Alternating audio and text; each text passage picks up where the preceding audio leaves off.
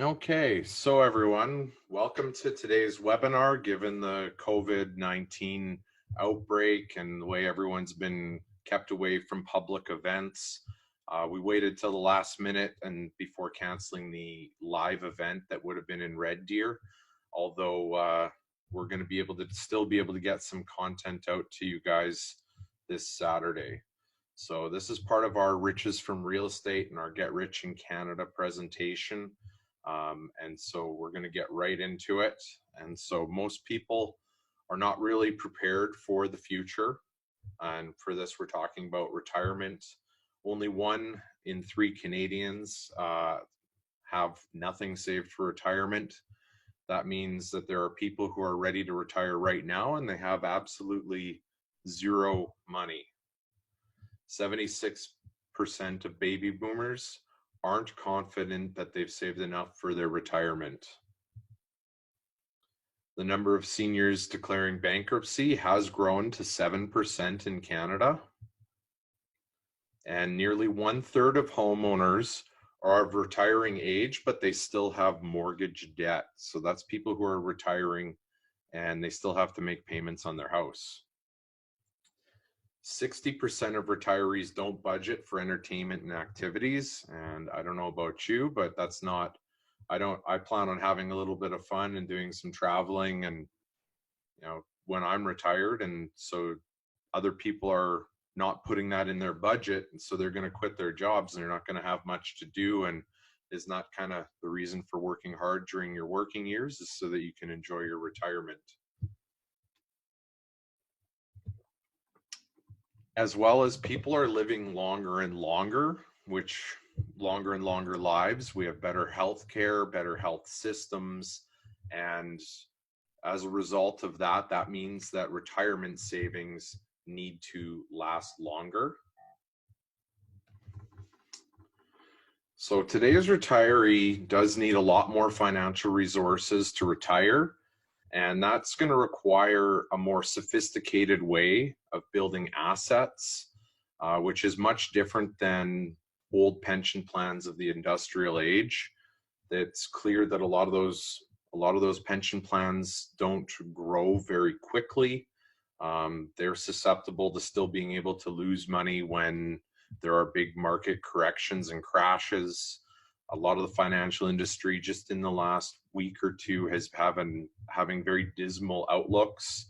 And so what this means is that we need to be able to get smart, and we need to figure out other ways to being able to have enough money to be able to retire on. Most Canadians do believe in saving for retirement, and most of them do put their money in RRSPs and tax-free savings accounts. And then this is the typical retirement plan. They withdraw until their money runs out. So they just save it up and then they take it away. So I like to consider that like chopping down the trees to sell the firewood. So they've been planting their retirement seeds throughout their whole life, and then they're going to chop it down, sell the lumber, and that's what they're going to make off their retirement. And it's very hard to be able to determine what's the right amount to save. They used to say it was $1 million, then they say you need 2, then 3. It really has more to do with your rate of return, and you can retire with less money if you're getting a good return. So how many days will your retirement last you? So the definition of being wealthy is the number of days you can survive without working and still maintain your standard of living. We talked about being able to escape the rat race. And so what that means is having enough money coming in that is more than your expenses.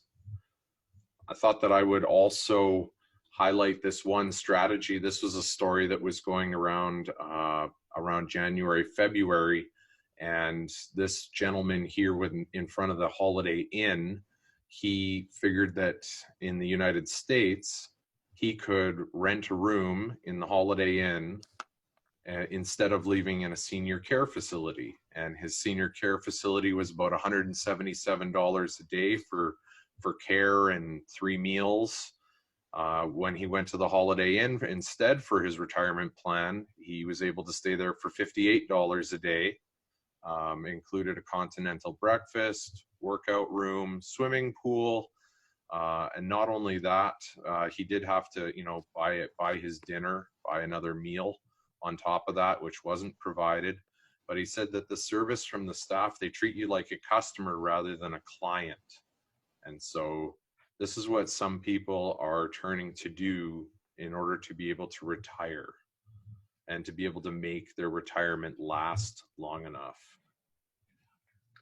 So here's an example. If you had $1 million saved up, and this is being able to take money out of it each year. And so each year you have a diminishing balance. If all you're doing is saving up and then using those savings to spend throughout your retirement years, there has to be a much better way. And that's really where we want to focus on things like passive income, because that's income that you cannot outlive. So imagine having two men walking down the street on a windy day, and a piece of paper blows along the sidewalk in front of one man, then the other. The first man ignores the litter, keeping his eyes on the block up ahead. The second man peers at the scrap, realizes it's a $20 bill, and picks it up. Is that person luckier? No. The same opportunity crossed the path of both men, but only one of them was prepared to take action. Keep your eyes open and be able to take opportunity when it's in front of you. Only when you're trained and prepared for opportunity are you going to be able to take it. So this is a story of Mike and Scott, and it's a little animated video that we just made. So I hope you guys enjoy it. It'll help with a lot of the lesson. I wanted to share this very brief story with you so that you guys can get an idea of how to build your own pipeline and how you'd be able to stop trading time for dollars. Far away, in a small village near a beautiful valley, lived two friends, Mike and Scott. They were both young and dreamed of a better life for themselves. They'd often discuss their dreams about how they would become the most successful men in the village. They weren't afraid of hard work and searched for opportunities to realize their goals and achieve their dreams. One day, an opportunity presented itself. The owner of the pancake house decided to hire two people to bring maple syrup from a nearby forest in the mountains across the valley and back down to the pancake house.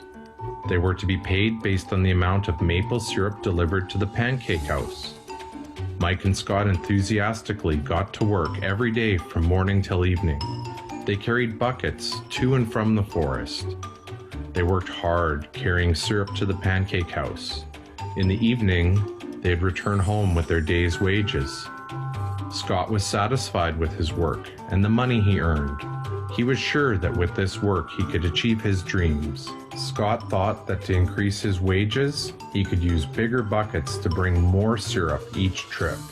He believed with a larger income, he would soon be able to buy a new car and the house he dreamed about. Now, Mike was not satisfied at the end of the day. His back and hands ached and he was exhausted. He was looking for an easier way to earn more. One day, an idea occurred to Mike. He imagined building a pipeline to deliver the syrup from the mountain forest to the pancake house. With this pipeline, he could get more syrup to the pancake house without carrying buckets back and forth from the forest to the pancake house. Soon he got very excited about his idea and began to plan. Mike, of course, shared his idea with his friend Scott and asked him to join with the work and help build the pipeline. Scott thought the idea was crazy. All Scott could think about was what his money could buy today and how to get it quicker. He felt that building a pipeline would slow him down and delay him in achieving his goals. Instead, Scott got bigger buckets and went more often back and forth fetching syrup. He was sure that this method could make more money. Mike decided to build the pipeline on his own. He understood that it would not be easy to build and it would take him time to complete the pipeline. Mike knew that it could take several years to finish, but he kept his mind on his goal. Every day he worked and carried buckets of maple syrup like before, but on weekends during his spare time, he worked hard, achieving a network of pumps and hoses together to build his maple syrup pipeline. In the first month, there was little to show for his work. Scott and the villagers laughed and teased him. They called him Mike, the pipeline man. During this time, Scott's income doubled. He already bought a new car and a bigger house. His lifestyle changed. He now spent time after work in the bar, enjoying his hard-earned wages from delivering maple syrup. What Scott didn't realize was that his body was starting to stoop from carrying the heavy buckets every day. His face looked worn and his body tired. Soon, he began to carry less and less syrup due to the wear and tear on his body. Month after month, Mike worked. Soon, a year passed, and then a second year. Finally, Mike finished his pipeline.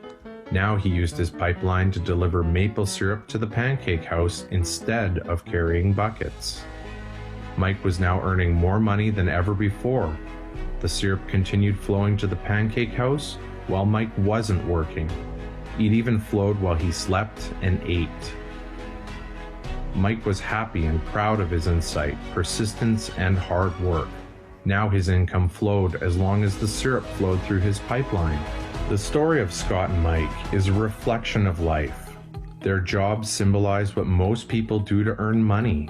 Scott gets his money using buckets. He goes back and forth carrying his buckets from the forest to the pancake house in exchange for money. To increase his income, he either has to go more frequently to the forest or use larger buckets. It's common in real life to increase our income by working harder. For example, working overtime or getting a second job. We also increase the size of our buckets by accepting a higher paying position, which often includes spending more time on the job. Most of us exchange time for money like Scott.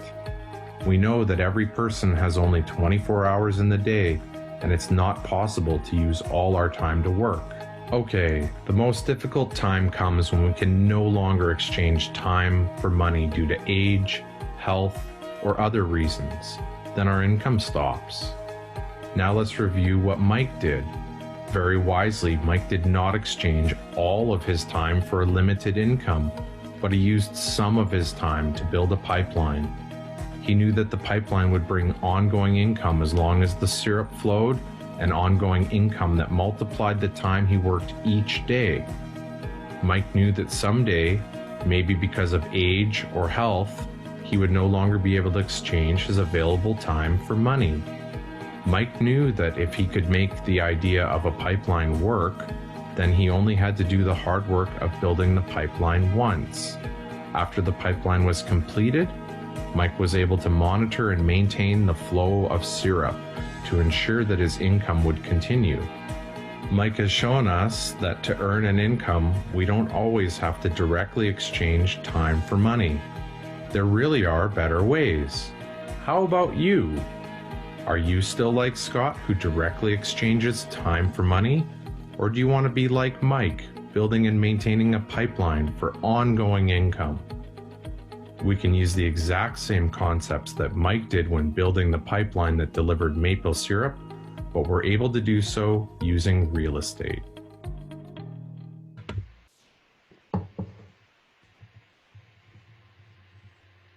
Okay, I hope you guys enjoyed a little bit of that lesson of how Mike was able to spend some of his free time building his pipeline that allowed him to have the passive income to retire. So now we're going to go and we're going to use some real estate, and we're going to be showing how that can create an income stream for you to be able to retire off of.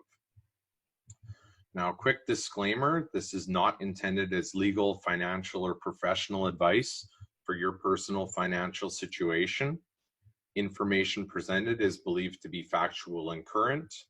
It should not be regarded as a complete analysis of the subjects discussed. When is the best time to plant a money tree? Well, they say the best time is yesterday. The next best time is now. Now, in Robert Kiyosaki's book, The Cash Flow Quadrant, Robert defined 4 different quadrants. E standing for employee, S for self-employed or small business, B for big business, and I, which stands for investor. Now, an employee has a job, and a self-employed person pretty much owns a job. Big business has systems that work for them. And in Robert's book, for those that are familiar with the book, he defines big business as having like 500 or more employees, where the owner can basically be living life on a beach and have his systems working for him, generating money. The new definition is that you do not need 500 employees, because there's a lot of automation and technology has really changed that a lot. But business does have systems, whether they're employees or procedures or computer things going on. Big business has systems that make money. The investor has money working for them. So on the left-hand side of the quadrant, this is active income, and the right-hand side of the cash flow quadrant is passive income. And so what we want to be doing is going from the left-hand side of the quadrant to the right-hand side of the quadrant. Passive income really is money while you're sleeping.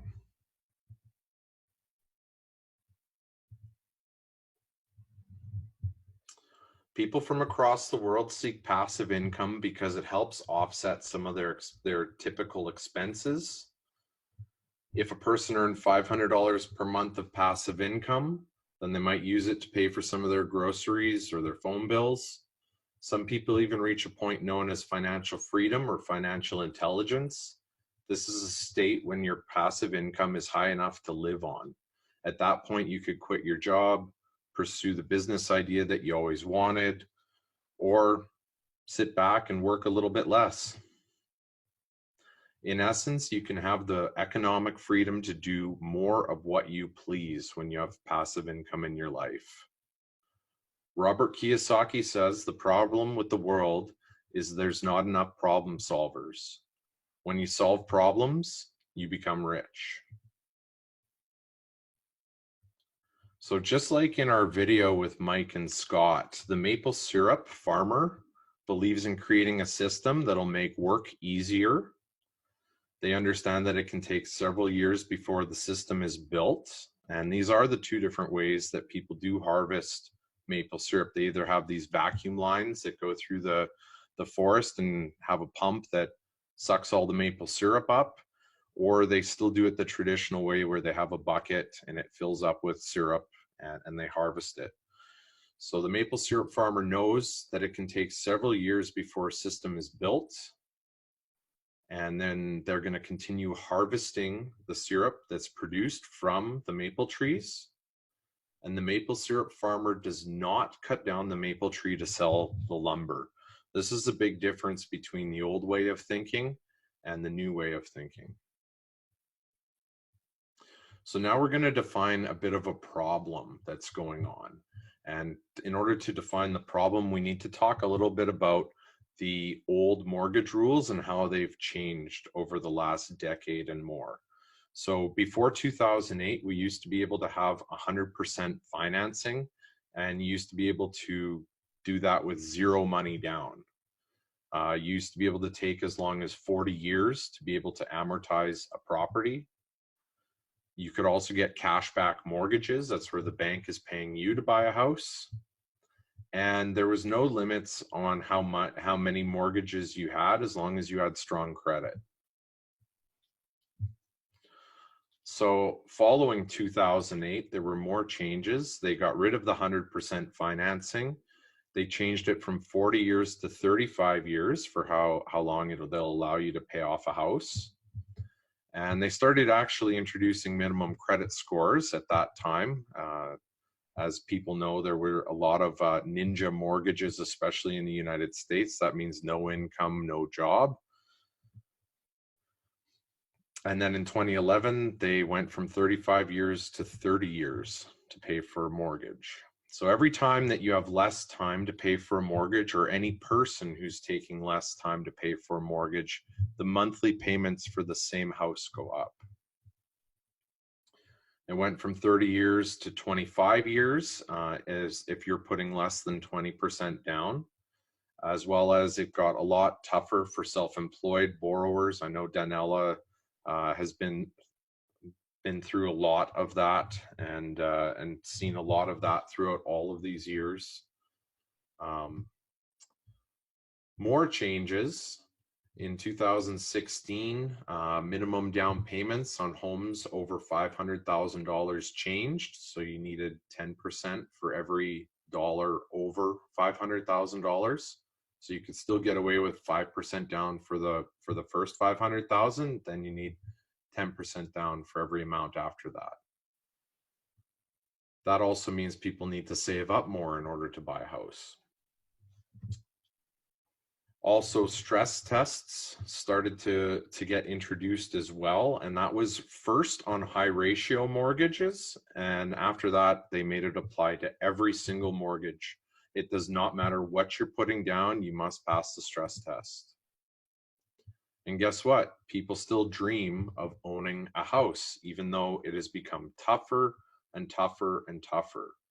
More and more hardworking Canadians are being turned down by the big banks, and they can't finance a home. It's a real problem. Yesterday's A borrower is declined today. And so the solution for this is alternative home financing. And that means owning real estate and selling it as a rent own, which allows us to profit while solving a housing problem. Who is rent to own for? Well, it's for people who are new Canadian immigrants. They might be recently divorced. They might not have a full down payment. They could be self-employed, but they do have to be working. They do need to have income, and the type of income that would allow them to get a mortgage later. So as an example, who it would not be for is if somebody is receiving a disability check. The bank they might be able to make their payments on time, but the bank will still not give them a mortgage at the end of the rent-to-own term.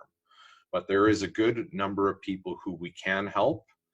And so this is a program for Canadians, and it's built and founded by Canadians. So this is how rent-to-own works for the tenant buyer. So they're going to come into the program, they're going to get pre-screened. They have a starting deposit that they're going to put down on the property. They're going to pay rent each and every single month, as well as they're going to pay into a forced savings account. Legally, that's called the option consideration.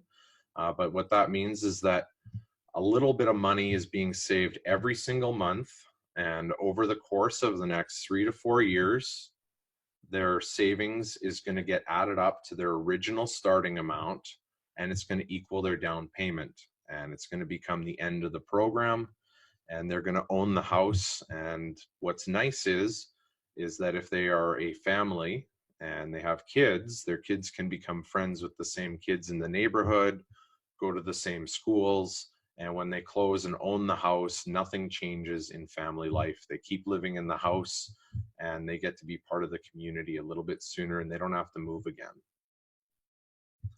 And this is how rent to own works for us as investors. We're going to receive a large starting deposit, much larger than a typical rental property, and this is why I prefer rent to own over buy and hold. Also, our buyer is going to be adding monthly contributions to their starting deposit, and 95% of this growing deposit is non-refundable. This means if they walk away from the house or don't buy it for any reason, they are not going to be able to get that deposit money back or any of the amount that it's grown by.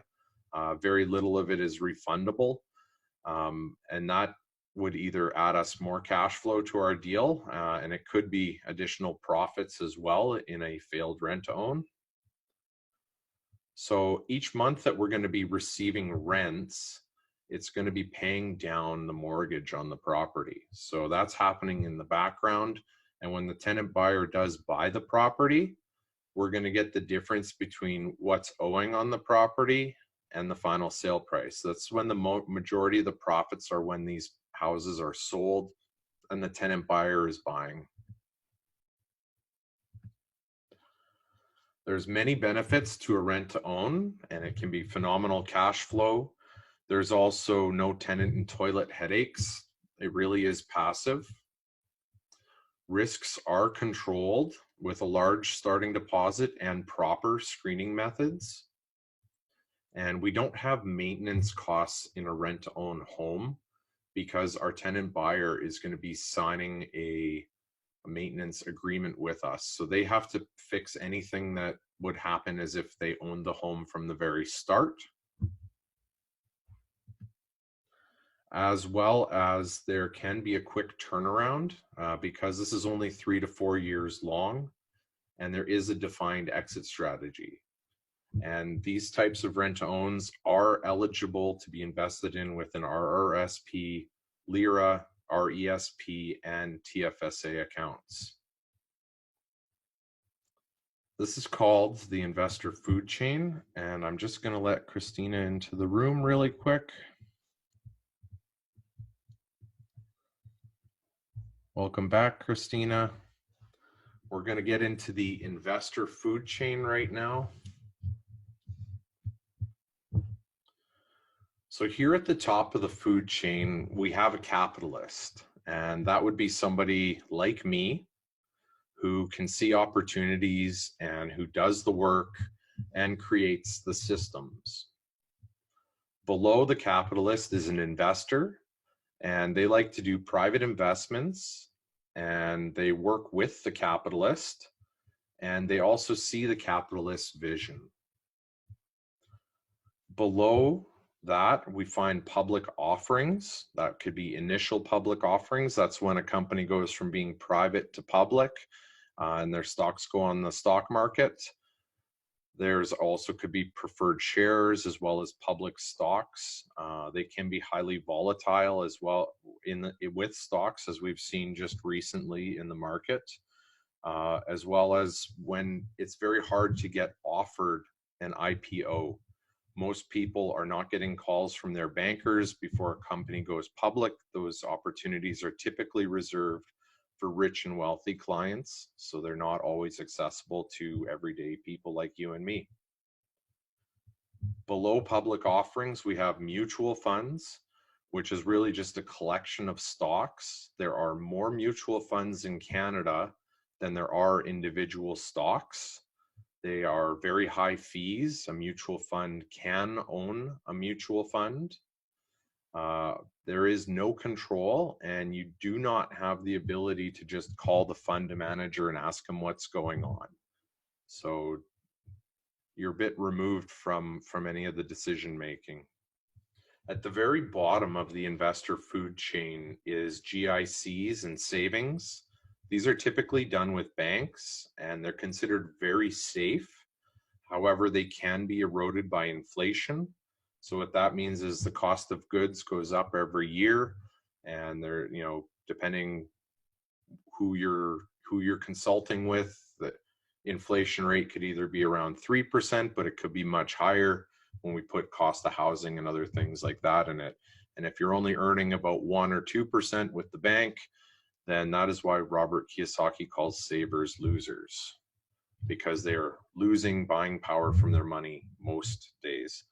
So at the very bottom of the food chain, this is where most people are at. And these are the type of opportunities that they can invest in. And what we want to do is take you from the very bottom of the food chain to the top to be able to work directly with me. Each man must create his own system, or else he is a slave to another man's. So on our left-hand side here, we have a conveyor belt and we have people. Those are our tenant buyers. On the right-hand side, we have some houses. And when these come together, we have rent-to-owns. So when we merge these two homes with people who want to do rent-to-owns, we have a system that creates rent-to-own opportunities. I like to call that the deal factory. So on the left, that's the rent-to-own investment corporation. And you have an opportunity to be able to own a piece of every deal that the rent-to-own investment corporation does. So there will be a chance for you to be able to buy shares in this. So let's just go through the process of how this looks once our rent-to-own deal is put together. Over the course of the next 3 to 4 years, we're going to be getting that starting deposit from the tenant buyer. Rent is collected.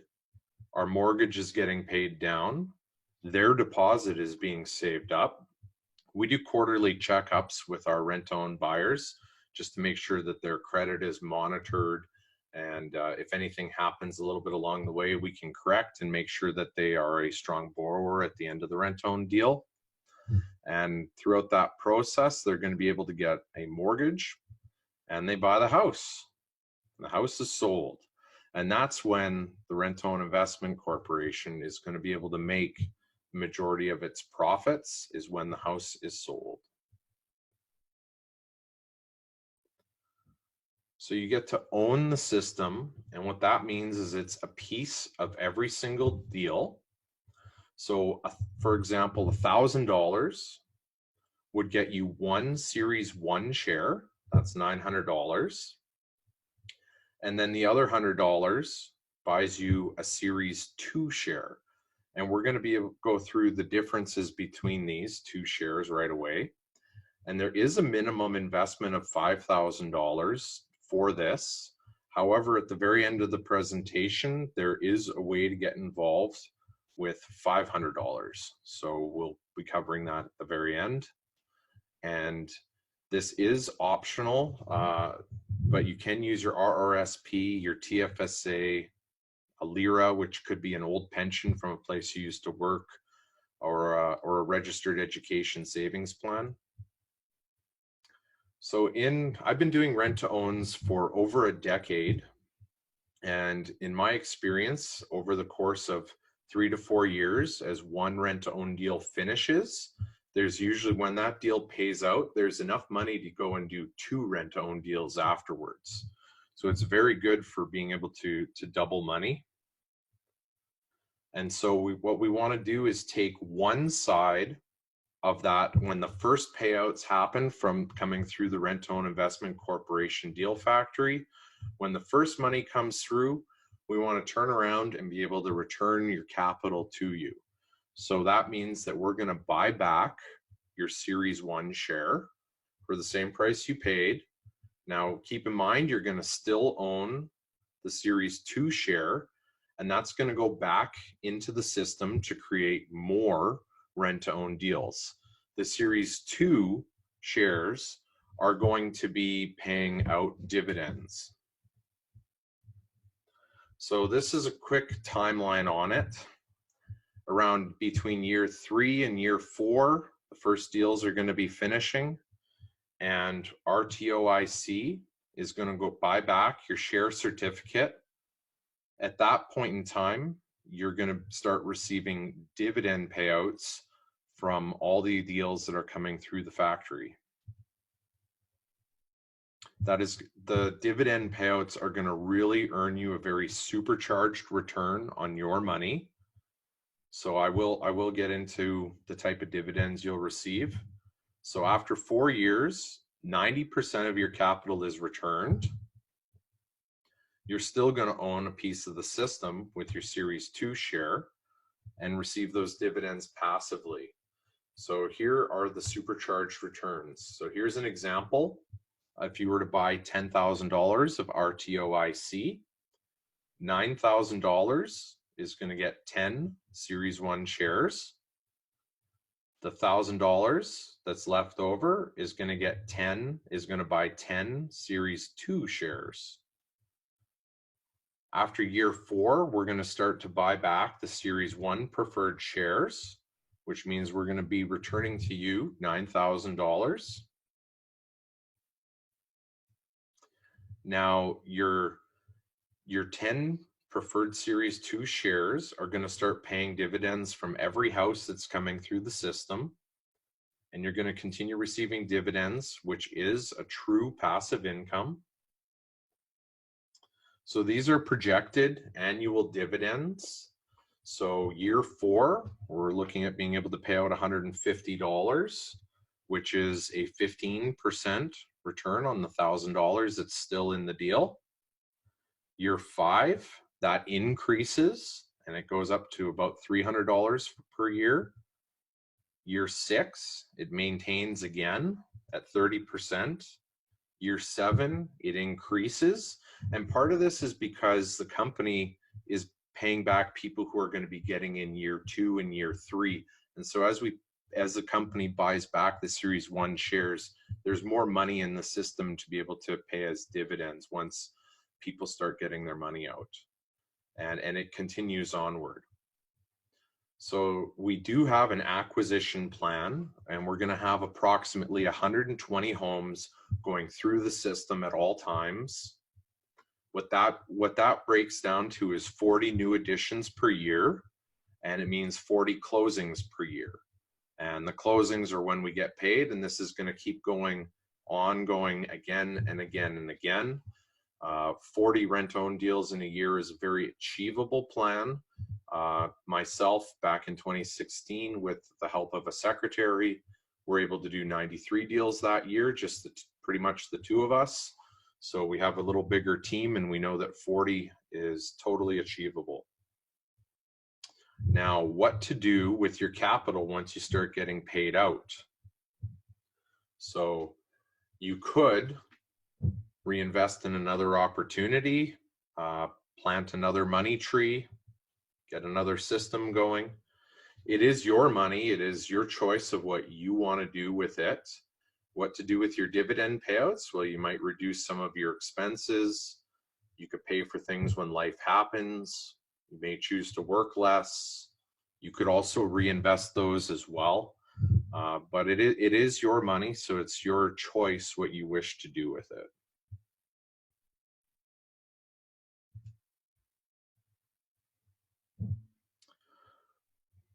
So here's the way that the company's structured for paying out the dividends. So 35% of the net income of the company is going to be paid out in dividends, as well as 70% of the net income after dividends is going to go to buying back those initial share certificates. We put a huge emphasis on being able to get your money back quickly and still have you owning the system. Most deals, if you were to put $10,000 into them, are not going to be paying out $9,000 in 3 or 4 years. So I do consider this, even though we are returning your money to you, this is a very good opportunity as well. And the system's going to continue working and generating payouts every single year.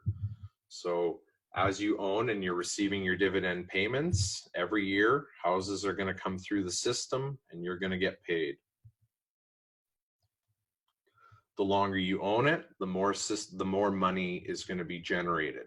So the more time that you own your Series 2 share, you do have the ability to sell your Series 2 shares back to RTOIC, and we will buy them back at a higher price than initially purchased. We have also left aside some money to be able to buy back Series 2 shares should you wish to do so at any point in time. Let's talk about when rent-own goes wrong, because if you Google rent-own, you'll see all kinds of horror stories, but there is a right way to do it. Although even when we're doing everything right, regardless of the amount of risk management and steps that we're taking during the beginning and during the deal, sometimes rent-own can go wrong. And this can be for several reasons. You know, the tenant buyer might lose their job. They might also be job transferred, so they may no longer need to buy the property anymore. There could be credit abuse going on, especially once we're credit coaching these people and they start looking really good. The credit card companies start sending them credit cards, and as long as they're monitored and kept in check, but it can happen. You know, I had that happen during the Fort McMurray fire. A family just racked up debt like you wouldn't believe during their month off, and it was enough to cause them to not be able to buy the house at the end of the day. There could also be a breakdown in the marriage where there's a divorce, and so that can also be a reason why people would not buy the house at the end of the deal. When a buyer can't close for any reason, we do keep the deposit, and our plan is to just remarket the property and find another rent-to-own buyer for it. Now, I do want to stress that we're not in the business of keeping deposits. We are in the business of providing homes to people who want them. But if they do fail for any reason, we do have that as a backup, and we will keep the deposit. Here's our acquisition plan. So our acquisitions, we have one of our business partners is Broder Homes. They're in the Red Deer Lacombe area, and we've worked out a preferred pricing with them, so we can buy brand new construction to be able to offer as rent to owns. And we've been doing this outside of the RTOIC fund for many years now. I've been doing them with Jonathan Jacobson and Sean Claremont I've been doing with Jonathan for the last 6 years there, and the last couple of years with Sean. And we found that being able to offer a new home, and a lot of them were townhomes that we offered, it was very refreshing for rent-to-own buyers, because they didn't have an old, tired, beat-up house that a landlord was just trying to get rid of. So we actually have homes that people truly desire and really want. Also, we can also pick up pre-owned product, and that can be by discounted purchases or off-market deals. So if Cindy finds a really smoking good deal on a property, there's no reason we couldn't go buy it as well. Our business plan and the payouts are all based on buying the new product with our discount applied for buying a lot of homes.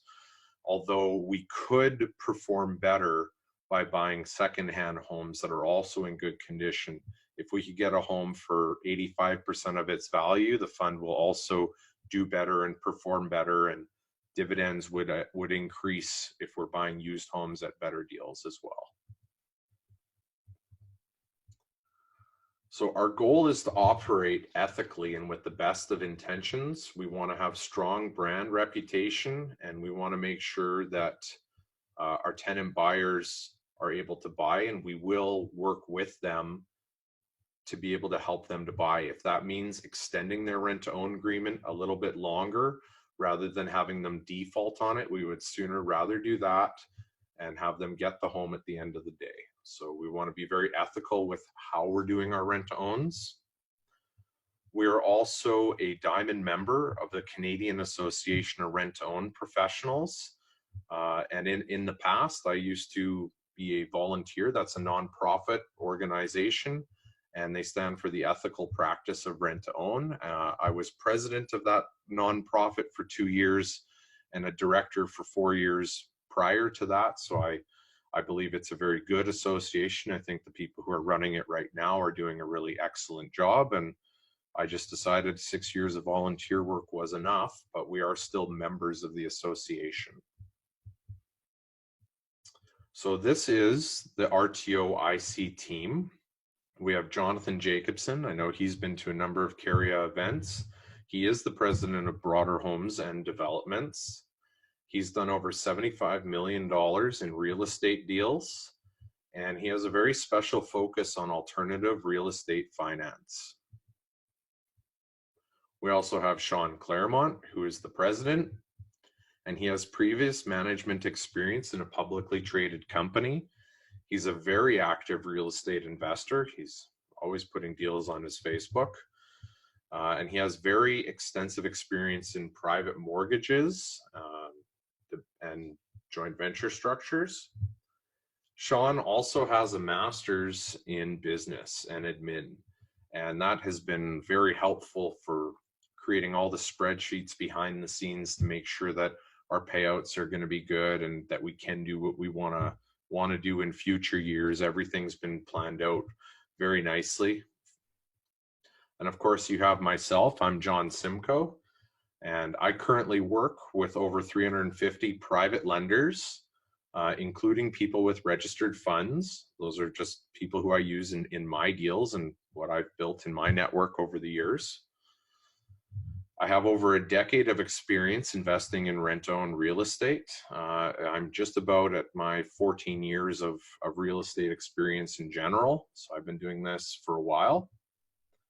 And I do believe in creating win-win-win opportunities. I want the person who's making the deal to win. I want the investor to win. I want the tenant buyer to get the house. I want them to win as well by getting a house.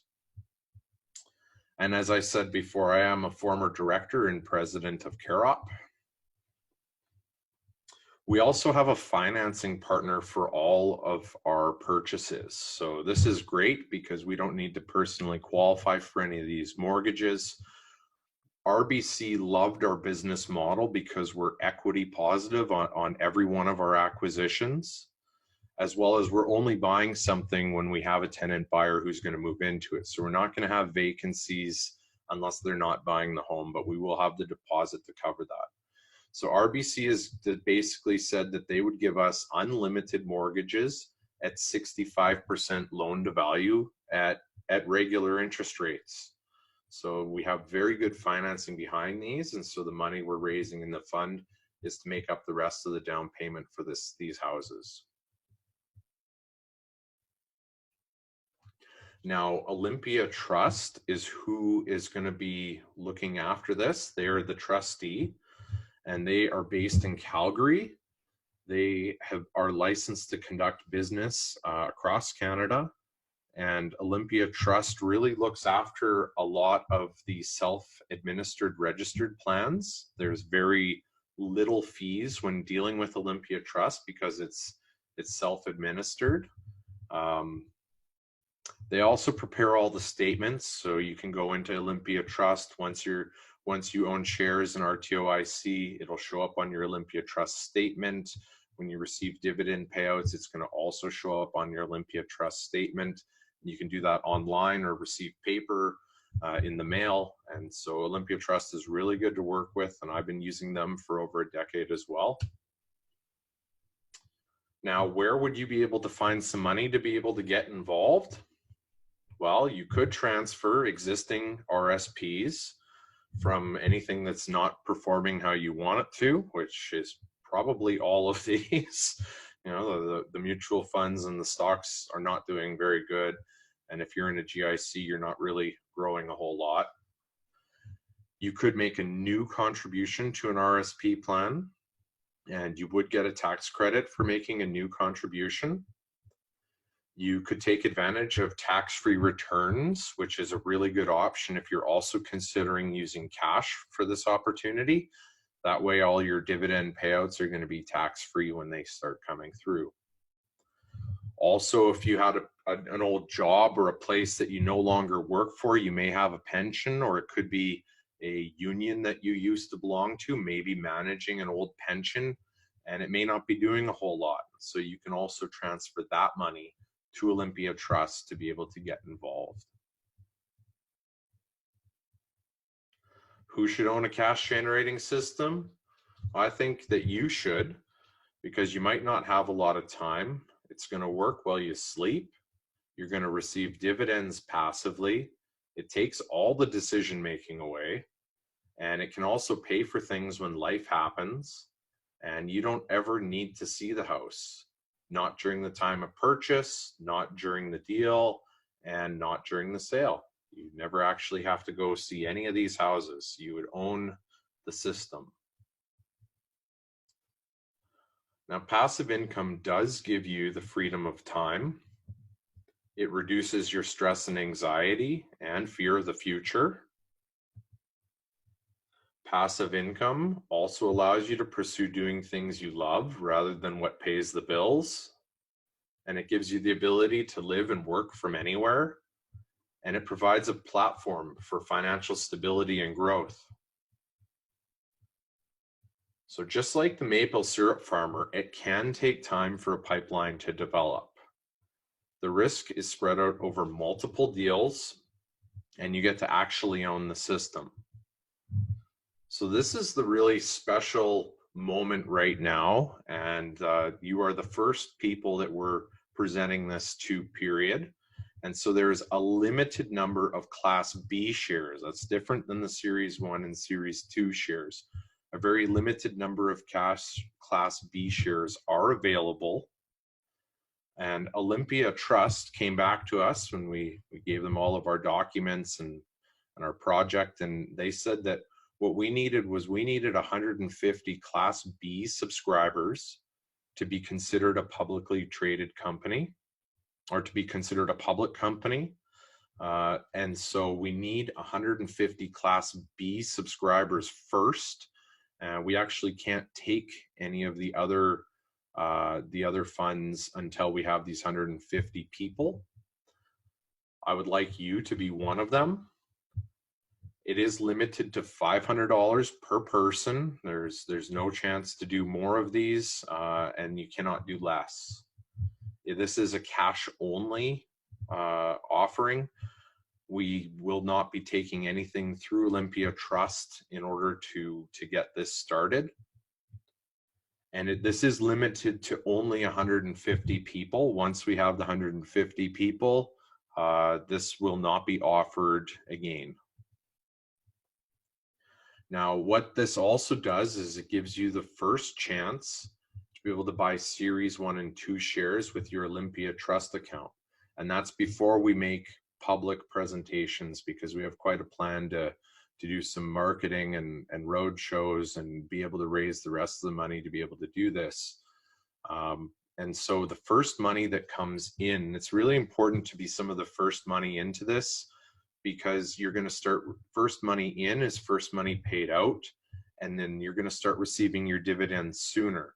And because other people are behind you are going to still be waiting to get paid out from in a future year, you're going to start receiving your dividend payment before them.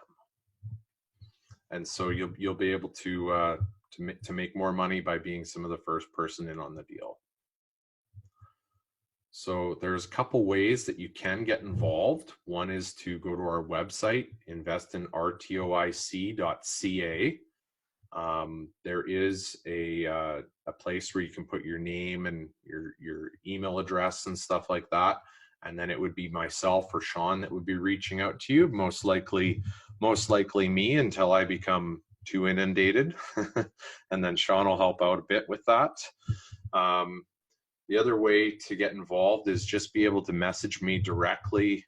My phone number is 780-838-0242. It's my personal cell phone.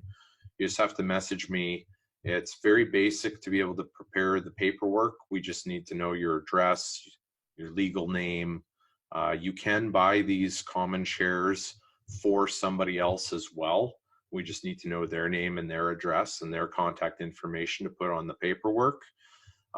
As well as we'll be able to send you an offering memorandum about the whole opportunity. So that would be done by email, and then we'll just talk about it some more and make sure that it's a good fit. If you want to get involved, great. If you don't, I'm okay with that too.